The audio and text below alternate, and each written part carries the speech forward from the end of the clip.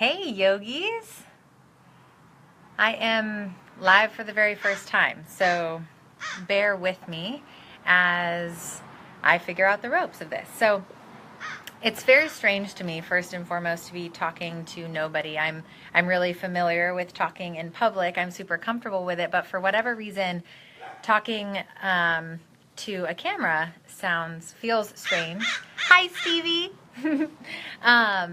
So I would love to just start off this conversation by quickly having each of you, as you join, to just post in the comments what yoga is to you. So it can be one word or a short phrase. Hi, Melissa. And in that, to just define in your own words, your own experience, what yoga is to you. Hi, Matthew. All right. So as those comments start to come in of you each answering what yoga is to you in a word or a phrase, I'll just start kind of sharing my own story. So I've been practicing yoga for a little over a decade. I started practicing yoga in college, thanks to my dear friend, Brittany Paul. And she invited me to come take a yoga class with her when we were freshmen in college.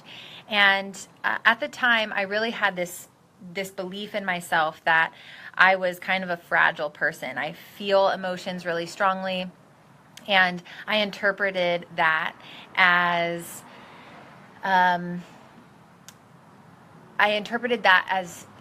mean that I was weak somehow. I wasn't a very capable person. And when I took this yoga class, I've shared this story a lot, so bear with me if you've heard it before. But when I took this yoga class, I was in a posture that required a lot of strength, a lot of focus and balance. And in that moment, I caught a glimpse of my reflection in the mirror. And I saw this girl in this pose. And I thought to myself, wow, that chick is strong. And I realized that chick is me. So what is this? What is this new lens that I can see myself through in my yoga practice? And ever since then, I have had a relationship with yoga that has really changed my life. For quite some time, pretty much as long as I can remember, I've struggled with chronic severe anxiety and depression. And that has led me to a lot of different healing modalities, self-help books, cognitive behavioral therapy. My degree is in psychology, so obviously I was looking for a little bit of relief through academia. And in doing that work alongside yoga, I realized that yoga was not about my body. It was not about my body. It was about the mind. Something was happening inside of me on a deeper level when I would practice yoga. And I wanted to better understand what that was. And so I continued to practice. I did teacher training. I've continued to do more and more teacher trainings because of the way that it has allowed me to understand the way that my mind works. The more I understand the way that my mind works and how that affects my body, how that affects my relationships, how that affects the choices that I make, the more that I believe wholeheartedly that yoga is a practice of the mind and we use the body as a tool. So I see this confusion across the board that yoga is a physical practice, and really that is like the tiniest fraction of what the practice is about. So thank you so much for those of you who have joined and are sharing what yoga is to you as you hop in. So that's just a little story, a little backstory on me and what yoga means to me, and that's kind of my underlying thesis whenever I talk about yoga, is that it's about the mind, that these Yoga Sutras are, in one sense, the first psychological text, right? It's unpacking what we already know about ourselves in a way that can help us better understand ourselves, as funky as that sounds to say, right? So this is wisdom teaching. On some level, the things that I share when I discuss Yoga Sutras, my students and myself included feel this sense of like, yeah, right on. I knew that already. I knew that inside my heart. And these sutras, these teachings, this philosophy, this lifestyle is just reinforcing what we already know on some level and giving us practical tools that we can implement to start to change our lives.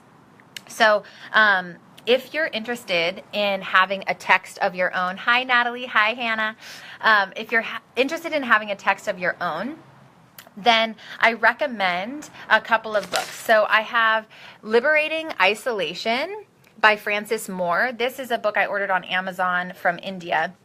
And what's so great about this to me is for each sutra, it shows you the sutra in written out word by word, and then the definition of each word followed by a synopsis, a little summary. And then another book that I really love is The Heart of Yoga. This is Desa Kachar. And in addition to a lot of information in the first half of the book about establishing a personal practice, the sutras are at the end, and each sutra has a little summary. So it doesn't break it up word for word, but this is easy to get in a really great book. So as a caveat, when I'm talking about yoga, this word is such a huge umbrella word. Hi, Andrea. It's such a huge umbrella word. And from the lens that I'm coming from is a Krishnamacharya perspective. So Krishnamacharya was the yogi that brought yoga to the masses in the West. He was the first to start to teach women this practice, and so I credit him for my own practice, and I'm super grateful. So this lineage of teaching from Krishnamacharya has a certain perspective, and I by no means mean to claim that I'm the expert, the one who holds all the wisdom of yoga. This is just my perspective from my experience and from what I've learned from my teacher. So these teachings are meant to be shared and unpacked with the help of a teacher. And I'm super appreciative of my teacher, Katie, that has helped me start to unpack these teachings, and her teacher, Robert, who has done a whole lot of work to make these pieces of wisdom super accessible. So let's get started. Thanks so much for those of you who shared what yoga is to you. I saw self-acceptance, I saw mind, body, spirit connection, and a lot of really awesome things that I resonate with as well. So the very first chapter of the Yoga Sutras, the sutras are broken up into 4 parts. The very first chapter says, Atha Yoga, Anusasanam. So here it's saying, now, right now, get ready, because something really awesome is about to happen. We are about to study yoga. And then right after, it tells us what yoga is. So Sutra 1.2 says that yoga, chitta, vritti, nirodha. Yoga is the ability to harness the fluctuations of the mind. So right away here, you'll start to see some differentiations between lineage, right? So some schools of thought translate this sutra as yoga is the cessation of the mind, or the ability to stop the mind. However, I come from the school of thought and the lineage that believes in the power, the tool of the ability, the mind fluctuates for a reason, right? When we want to remember the past and help it motivate us to the future, or we use our imagination to motivate us to make decisions today that are going to serve us in the future, that fluctuation of the mind, that ability for the mind to not only be present, but also to look into the future and into the past, can serve us when done on purpose, when done consciously, right? And so yoga is the ability to harness those fluctuations so that I, as a yogi, rather than being the victim of my mind, I start to be the witness of my mind. And when I can witness my mind and understand that there's space between my mind, my thoughts, and who I am. That's one of my favorite mantra meditations is, I, the thinker, am not my thoughts. I, the thinker, am not my thoughts. So try that on if you're still struggling with disentangling who you are from your mind. I would invite you to try that on. Because for me, for a while, that made no sense. I was like, what does that even mean? I had a professor in college share that with us.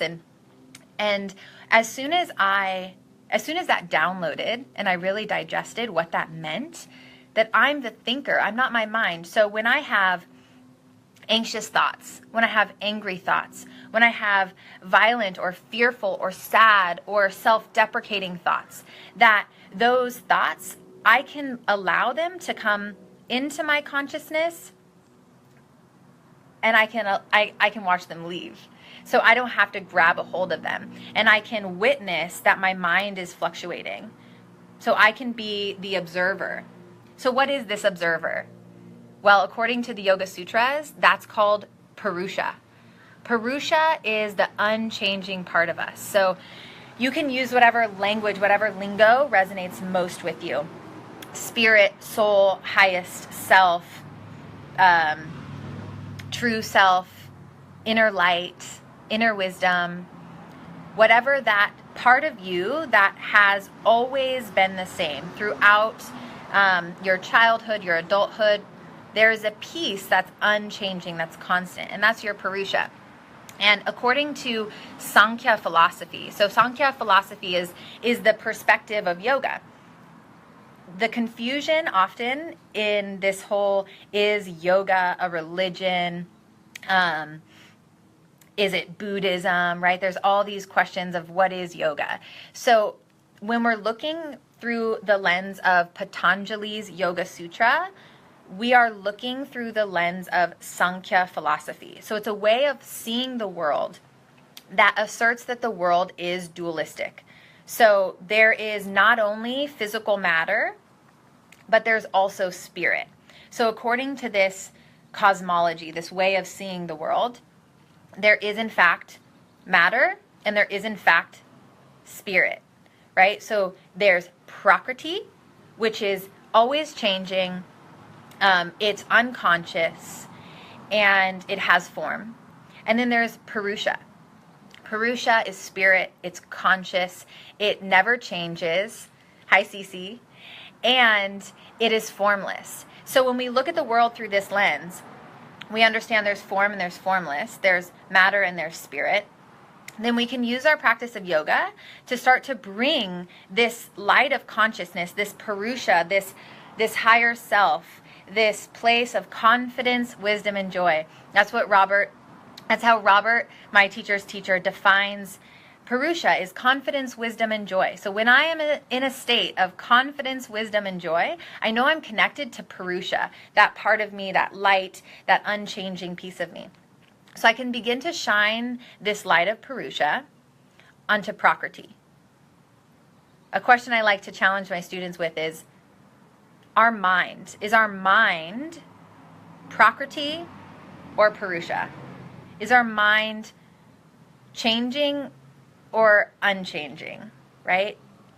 And so sit with that for a second and see what your own kind of guess or assertion might be.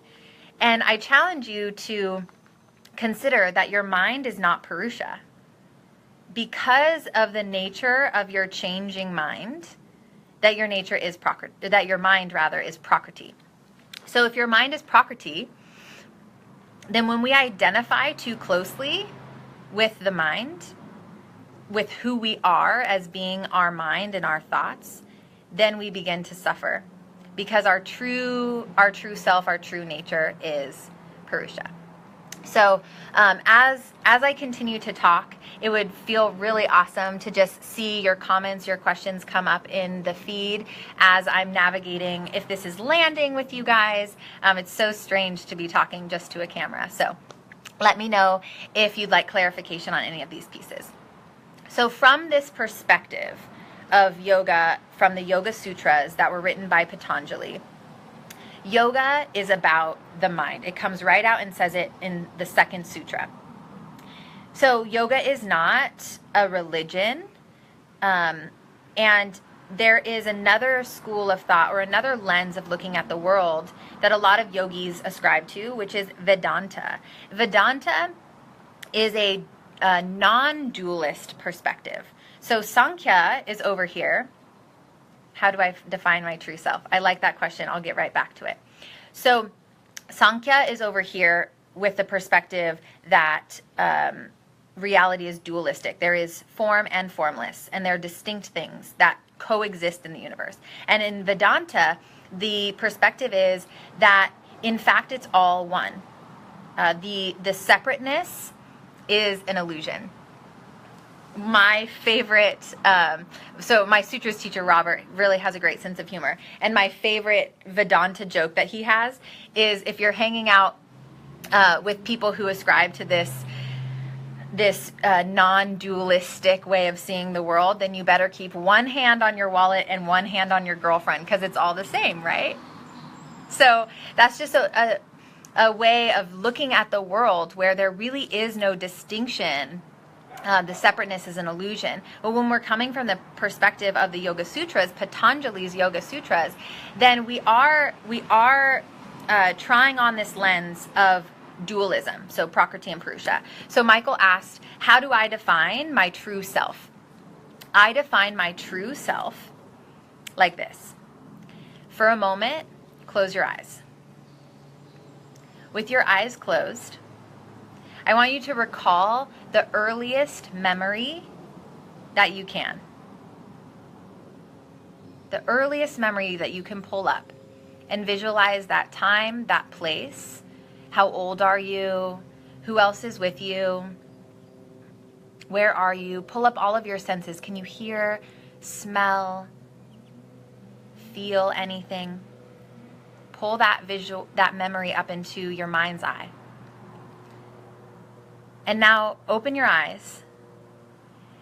That part of you that remembers that moment, however many years ago, that consciousness that was looking through your eyes, witnessing that moment in your life so many years ago, that same consciousness that's now looking through your eyes right now at the camera or whatever you're looking at, that to me is my true self. How do I know when I'm connected to my true self? I know because of the state of my mind and my ability to sit in confidence, wisdom, and joy. When I am suffering, when my mind is racing, I know that I'm not connected to Purusha. I know by those indicators that there's some disconnect between me and that inner light. Because that inner light, that true self, is always in a state of confidence, wisdom, and joy, because it's unchanging. It's unchanging. So that sort of barometer that I use of checking in with my breath, checking in with my mind, checking in with the state of my relationships. My relationships can tell me a whole lot of whether or not I'm connected to my true self. In yoga, there's a model that I love to talk about a lot, and it's called the Prana, Agni, Mala model. So there's Prana, Agni, and Mala. Prana is our life force. It's our breath. It's that which animates the machine. So this machine, because my body is Prakriti, right? My body is matter. It has form, and it's changing. So this prana is that life force that is animating this machine. Agni is your inner fire, and Mala is waste or residue. So in this model, we bring prana into our system, into our vessel, to stoke our inner fire. And then that inner fire begins to burn away any mala, any waste or residue. So we can have physical waste, right? Obviously, we eat food. Food is prana, and it goes into our digestive system. We burn it up with our inner fire, and it is released as mala, as waste, right? Same thing happens with our breath. We breathe in, stoke the fire. Our body does the work of separating the oxygen from waste and releasing the waste. The same thing happens in our relationships, in our mind, and in our energetic body. So when I'm not connected to Purusha, and I know I'm not connected to my true self because I'm feeling these symptoms of suffering, right? Whatever version, I talked about suffering in a post a couple days ago on Instagram, whatever version suffering is showing up as. Do you have physical pain in your body? That's suffering. That's indicating that there is some kind of block, there's some kind of mala, there's something that needs your attention, and your body is communicating it in pain or discomfort. Is your mind unable to rest and be at ease? Are your relationships suffering, right? Whatever suffering is showing up to the surface, in my experience, it's pointing to some kind of mala, some kind of unaddressed, undigested residue. One of my favorite definitions of a yogi is that a yogi is one who moves through the world without creating mala. Because when I have interactions with other people, that interaction can either create prana, it can perpetuate prana, build more prana, more energy, more positivity, more sense of vitality and life force, or that interaction can produce mala. It can build blockages, it can build divisions between me and other people. And a yogi is someone who can interact with the world and leave no residue. So it's all prana. Prana produces prana, and on the other hand, mala produces mala. Thanks, Carly. Hey, Anthony. So, Chris, hi. So in that mindset, right, looking through this lens of prana, energy, agni, fire, and mala, waste, when I'm not connected to my true self, when I'm experiencing suffering of some kind or another, then I know that I have some work to do. I have some work to do to remove mala wherever it's presenting. Mala in our mind, this is I find for me personally that this is where most of my work is in my mind, and that's why I love this practice so much. So when, for instance, I'm suffering from mental fatigue, right? So that's mala in my mind, that's buildup, that's waste, that's residue in my mind. And yoga presents all these awesome tools that we can use to address this mala, this mental fatigue, or however it's showing. And one of my favorite, thanks Britt, the most readily available tools is our breath. Why do yogis practice pranayama? Why do yogis practice breath control? Prana is life force, right? Yama, to extend. So pranayama is we're extending, we're infusing more prana into not only the physical body, but into all the layers of our being. According to a yogic lens, we have multiple layers of ourselves, and it's the most external layer, the most gross layer is the physical body. And so we use practices, yes, to address the needs of our physical body. We use breath practices, yes.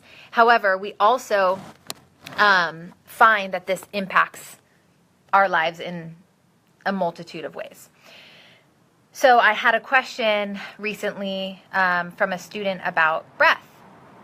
How do we breathe as yogis, right? This person was in particular talking about during an asana practice or a physical yoga practice. And they find that it's difficult to breathe during asana. So one thing I want to point out is that asana is meant to be practiced before pranayama, before breath work, in order to facilitate space and awareness for breath practice. So there's an 8-limbed path that Patanjali maps out in his Yoga Sutras.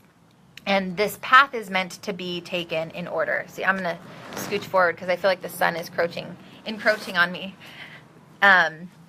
So in Patanjali's 8, there we go. Bear with me, guys. Thank you. All right. So in Patanjali's 8-limb path, it's meant to be practiced in a certain order. And the order starts with the yamas. These yamas are, in my definition, these are our relationship skills. Okay. So Patanjali, in his brilliance, in his connectedness to yoga, to wisdom, established that we should first start from the most gross, the most external, and start to move internally.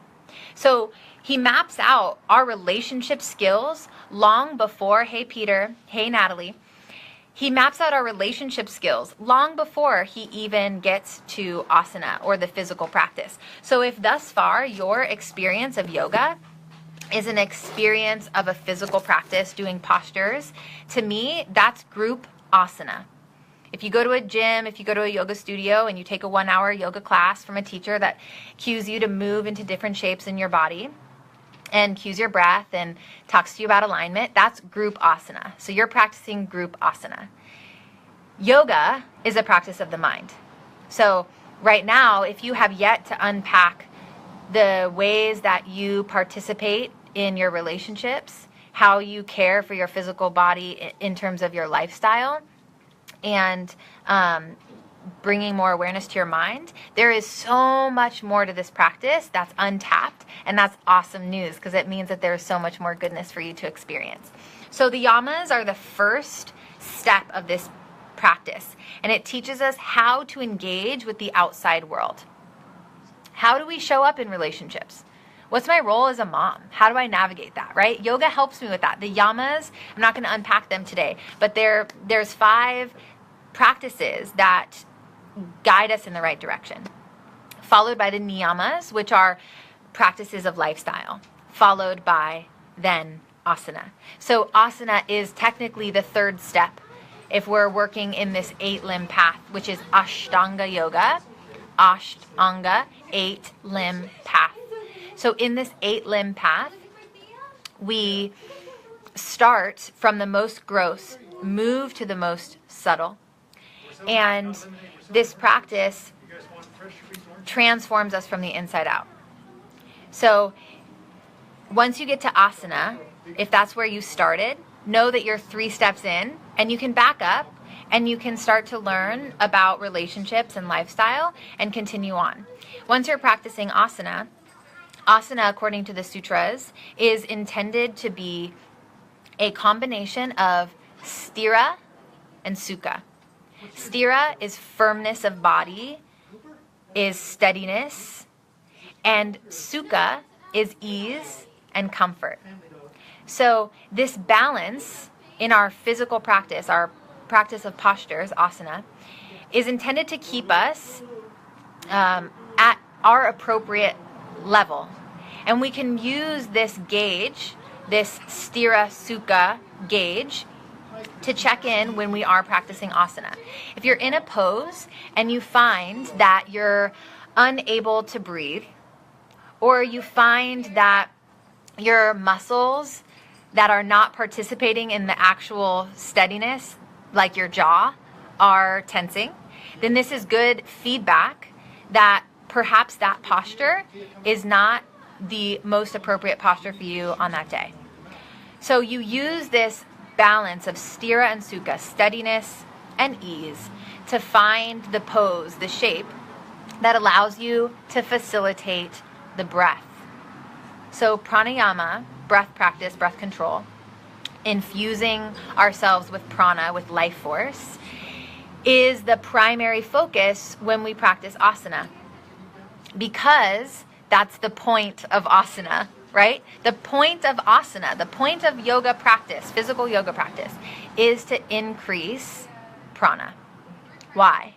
Because prana stokes our inner fire, our agni, and in stoking the inner fire, it helps us to burn away the residue, the mala. So that's the whole, asana is a tool. It's an amazing, amazing tool. If that's the only tool that you're using, think of it like this. If asana is the only tool you're using, it's like you have a hammer. Hammer is a great tool, right? It can really get a nail into a wall. It's a fantastic tool. But if all you have is a hammer and you use a hammer for every job you have, that's not the best solution. So if asana is the only tool that you have, it's like all you've got is a hammer and you're using it as your solution to every problem. So my encouragement to you would be to start to explore some more tools. And how can you do that? Well, you can buy a book and you can start reading the Yoga Sutras on your own. However, you may find that these sutras on their own, as inspiring as you may find them, leave some questions unanswered because they're wisdom teachings. So if you decide to buy, Liberating Isolation or The Heart of Yoga, some of the books I recommended earlier, if you decide to buy them, and you find that as you read and study on your own, that some questions come up or you have a hard time implementing them, then I suggest you find a teacher. For me, the benefit of having a teacher has been that I'm able to address my imbalances. So what does that mean, my imbalances? Well, I have, as we all do, habits. Okay, I have samskaras. We all have samskaras. We all have ways of operating that are kind of our go-to. It's our MO. We just, for instance, wake up and brush our teeth. That's a samskara. So once we get to understand these samskaras, yoga teaches us that if left to our own devices, or if left unattended, our samskaras will perpetuate. And they'll, in fact, be ingrained more and more. So why have a teacher? Well, if I'm left on my own to read and study without an outside perspective, then I'm going to create practices, or I'm going to interpret this wisdom through the lens of my mind, right? But if the lens of my mind is clouded with misperception, or if I have habits of mind, if I have mental samskaras, mental habits that gear me in one direction or the other, for instance, perfectionism or chronically pushing myself, then my tendency for that is going to perpetuate. So I'll show up for yoga the same way that I show up for life. The help of a teacher redirects that. So when I unpack this wisdom teaching with my teacher, she can point out my samskaras. She can point out my tendencies to lean in one direction or the other. And she can help give me practices that can guide me back to balance. In an example of this would be our breath practice. So there are tons of techniques for breathing, like endless amount, right? And they have different impacts on the body. So we can use breath techniques to create more alertness, more heat in the body. We can use breath practices to create more calming or cooling effects on the body and on the mind as well. And so when I assign myself a practice of breath, I'm going to lean towards my imbalance. I'm going to lean towards my samskaras, my habits.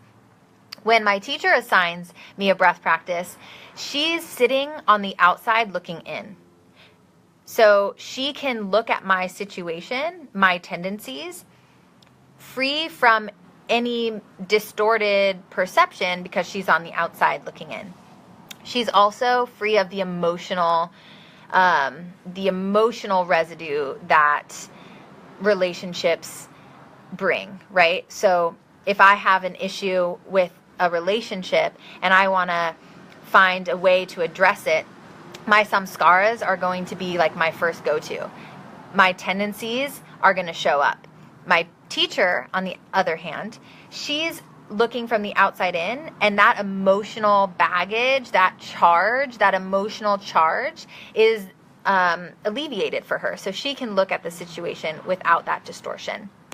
So that's my recommendation, is if you want more option to read the sutras on your own, find yourself a teacher. How do you find a teacher? That is always the question I get. How do you find a teacher? I think of it like this. It's like finding a hairstylist, right? There's there's an endless amount of really awesome hairstylists. Shout out to my fiance, Dan. He's one in Tustin if you're looking. But there's a ton of amazing hairstylists. However, not every hairstylist is going to be a match for you, right? So Brittany found that she prefers some teacher over others because they teach with their own life filters. And this is true. All of us have samskaras, right? All of us have clouds in the mind, kleshas. So all of us have a certain lens that we're looking through that is being filtered through our own mind, our own experiences, right? So that's why when I began this talk, I gave you a little tidbit into like what my background is, what my lens is, so that you can take what I say, understanding what my lens is, what my background is, and who I've learned from.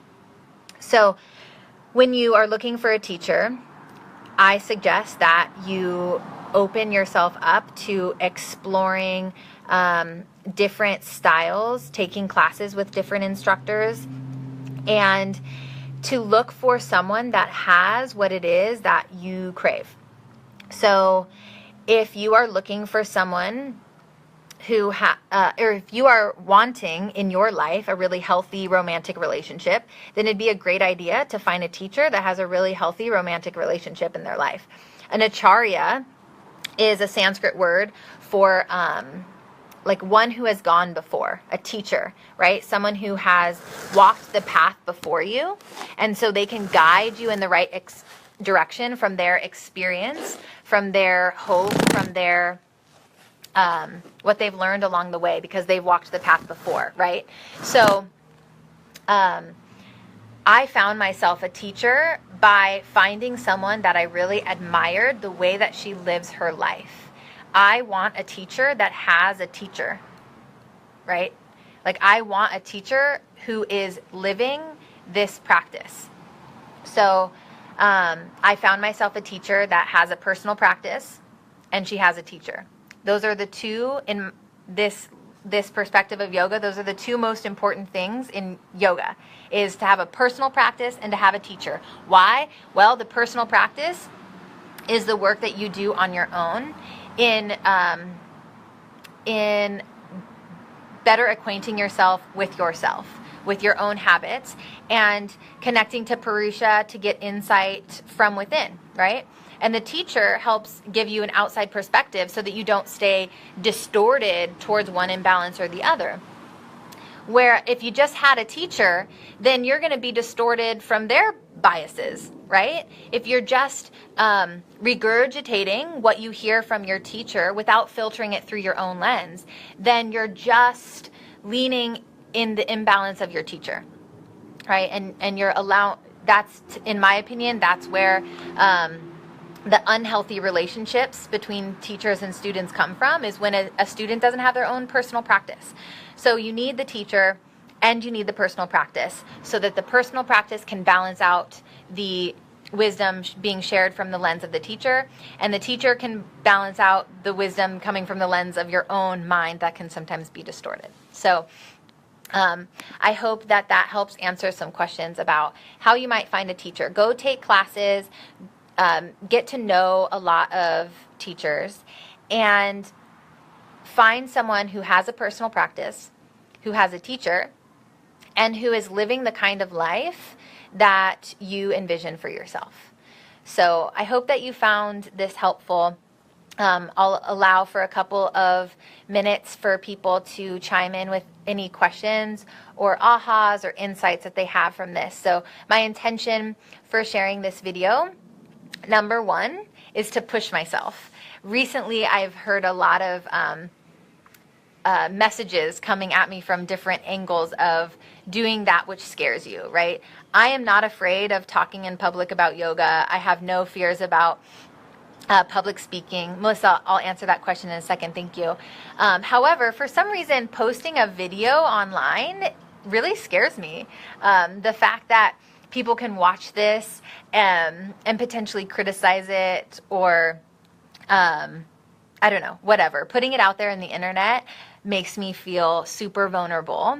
And so that is why I'm doing this, number one, is to step into that vulnerability to start to take steps towards sharing these teachings that I absolutely love to share on a broader scale, and to push the envelope for me personally. So that's one.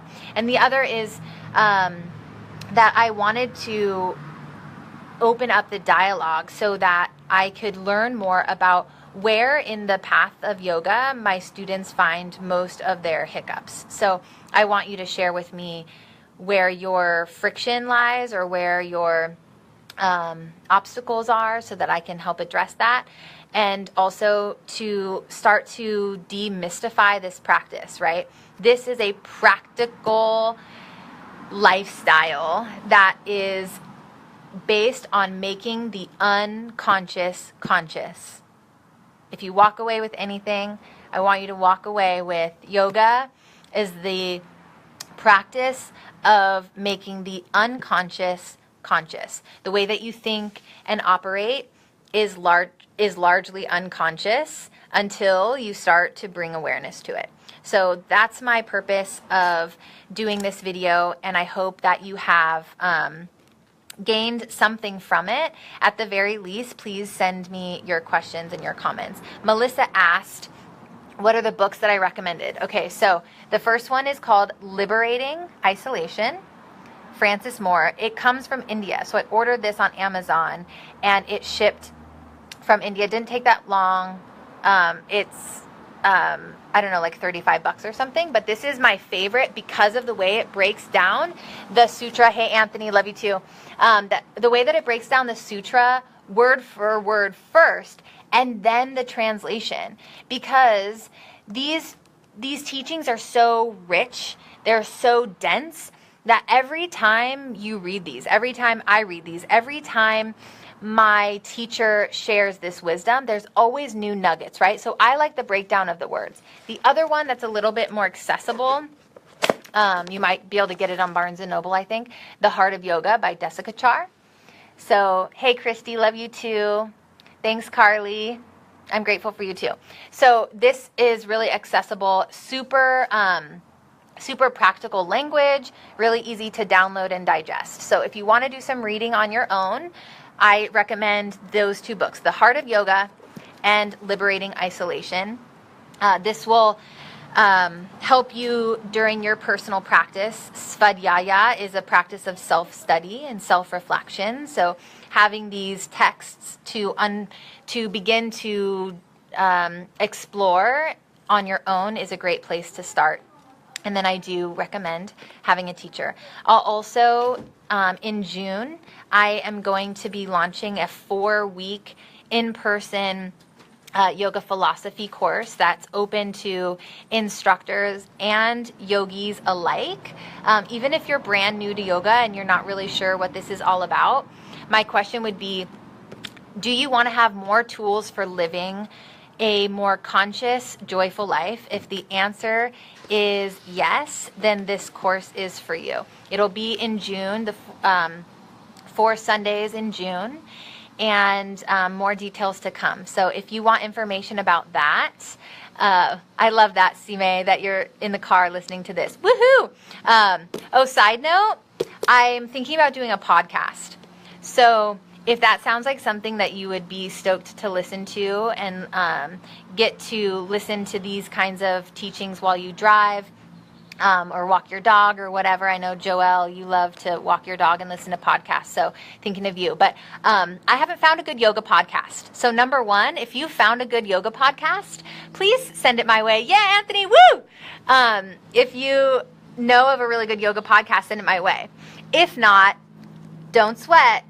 I plan to make an amazing yoga podcast. So yes, yoga podcast coming soon. 4-week yoga workshop, Yoga Sutras workshop in June on Sundays. Yay, Kathy wants a podcast too. And yeah, so just stay tuned, because guess what? I'm figuring this out as I go. I have just learned how to use Facebook Live. This is my first experience, so I hope you guys enjoyed that. Thank you for allowing me to put myself out there. Woo! Thank you. Are you there? Hold on. Here I am. Thank you for being patient with my learning how to use Facebook Live. Thank you for your support and your encouragement. And please do send your emails my way if you want more information on my June workshop.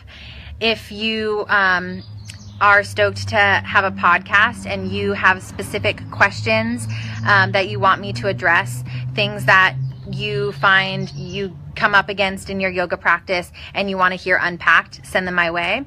And also, if you have amazing yogis that you want to hear on my podcast, my first idea I know you'll all love is David Miller. So just throwing that out there to get you excited.